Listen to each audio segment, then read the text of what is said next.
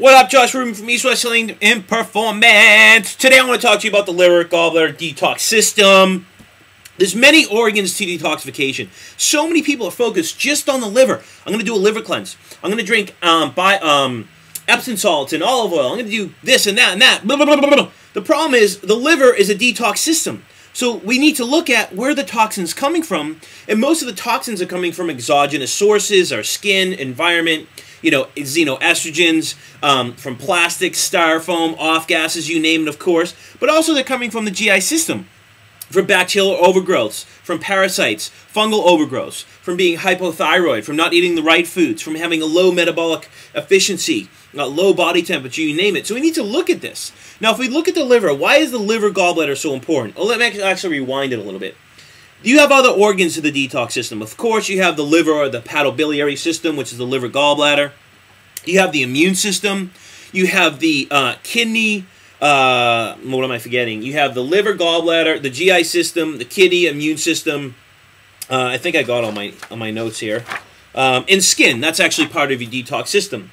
Now, of course, we're going to focus on the liver just because of its importance in the GI system. So if you look at the liver, why is the liver so important? It's actually involved in carbohydrate metabolism. It actually helps the body to store glycogen. And it's involved in blood sugar regulation, or helping you produce energy so you can use the glycogen stores when needed so you don't go into the stress reaction. So if you have some type of detox issue in the liver, or you're getting fed toxins through the GI system, you can have the inability to store glycogen, you can have low body temperature, low blood sugar, high blood sugar, decreased energy, fatigue, insomnia, anxiety, all those different things, GI issues. At the same time, the liver is actually, or we should say, the liver is involved in fat metabolism. It produces bile. It produces cholesterol. It's converted to triglycerides.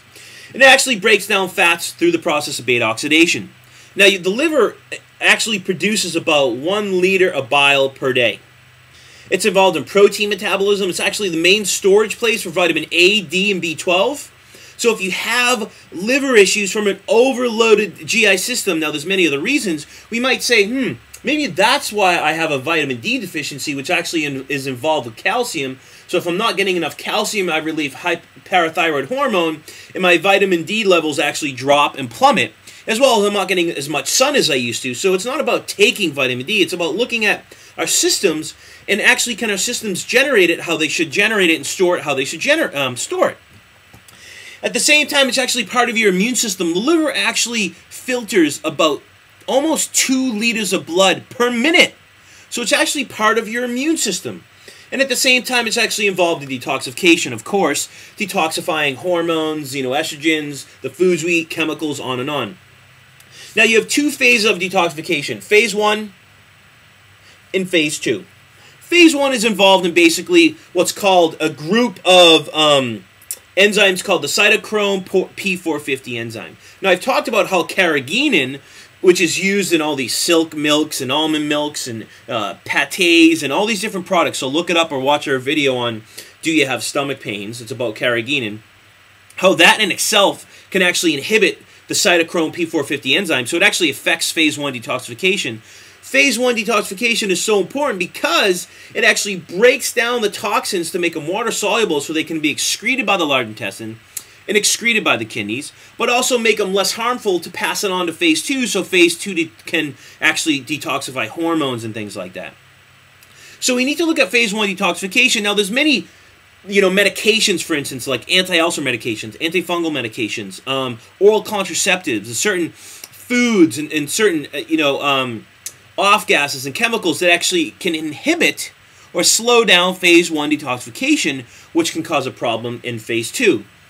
And at the same time, if people typically have a slow phase 1 detoxification process, they typically are highly sensitive to chemicals, to the environment, they're highly sensitive to foods. Typically, when they drink coffee in the smallest amounts, they get jittery and they're highly affected by caffeine.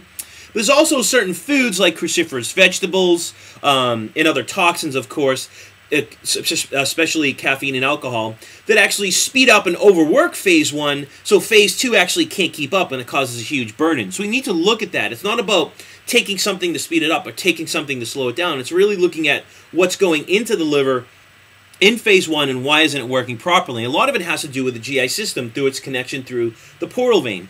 Now you have phase 2 detoxification. Now phase 2 detoxification is actually a little bit more intense, a little bit more in depth.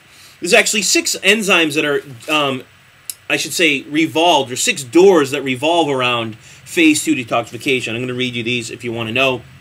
Glutathione conjugation, amino acid conjugation, sulfation and suboxidation, methylation, acetylation, and glucuronidation. Now, the importance of these is, the reason I want to bring this up is twofold. Typically, when people have issues with phase 2 detoxification, now there's more symptoms of this, but typically when you eat asparagus, which you shouldn't eat anyway because it's loaded in unsaturated fat, your urine typically smells shortly thereafter. That typically means that phase 2, there's some type of issue with phase 2 detoxification. Now, in phase 1 detoxification, when you are breaking down these toxins, you actually produce free radicals. Free radicals are actually produced by the body in a normal physiological process. Isn't it funny, though, that you shouldn't have to take antioxidants because the body actually produces its own antioxidants like glutathione to help break up those free radicals and to help with phase 2 detoxification. So in a normal body, if you're eating the right foods and living a great life, you actually should be able to detoxify from those free radicals by auto-regulating and releasing your own glutathione and other antioxidants. Quite amazing. But the reason I want to bring this up is, the main reason is because people always say, well, why should I eat one raw carrot? You know, this is based off the work of Ray Peat, Dr. Ray Peat. You can go to his website, raypeat.com. But also it's based off the work of Dr. Weatherby. He's talked a lot about it in his, when he used to do work with FM University, in his new series working with FM Town, or it's actually his. You can check it out, fmtown.com. But the bottom line is this. Anytime you have toxins coming in from the GI system, they get bound to specific acids in the liver, in the glucuronidation pathway. Now, the problem with this is if you have a dysbiosis, if you have a bacterial overgrowth because you have low body temperature, like you're hypothyroid, if you are too acidic in your stomach, too alkalinic in the stomach, just the list goes on and on and on. The bottom line is this: if there's this dysfunction in the system, when toxins come into phase 1 and 2 detoxification, more phase 2, and they get bound in this glucuronidation pathway to specific acids, the toxins are bound so the body can actually detoxify them. The problem is when they get pushed in the small intestine via bile and try to be broken down, the bacterial overgrowths and all the other biomarker toxins actually strip the toxin from the glucaric acid. So what happens is now that toxin becomes recirculated through enterohepatic recirculation, and you're actually getting retoxified and retoxified over and over again, and typically it has to do with endotoxins and hormones like estrogen. So a lot of people have issues with phase 2 detoxification because of a GI issue. And so many people out there saying, well, take DIM, take indole 3-carbinol, take calcium D-glucarate, eat more cruciferous vegetables. And the funny thing is, those are going to actually speed up phase 1 detoxification, produce more free radicals, and phase 2 can't keep up. It's actually going to make phase 2 work harder and actually fatigue it, so now you actually still can't detoxify estrogen, what makes it even harder. So you put more burden on your body. So you really have to look at how to get rid of this. Now, there's many other ways, nutritionally, of course. It goes a lot deeper than this, but that's why we use a carrot, because a carrot, one raw carrot a day, particularly in the morning, between like 10 and 12, it can actually activate that glucuronidation pathway. It can actually absorb the toxins so they don't get re-entered into hepatic circulation, and they get absorbed by the carrot so you can actually excrete them in the large intestine and get rid of them. So food can actually be used to help with phase 2 detoxification, but actually it helps through the GI system and actually assisting phase 2 and creating vitality and decrease in estrogen levels. So I feel like I've talked enough. I have no idea what I talked about, and I'm out of here.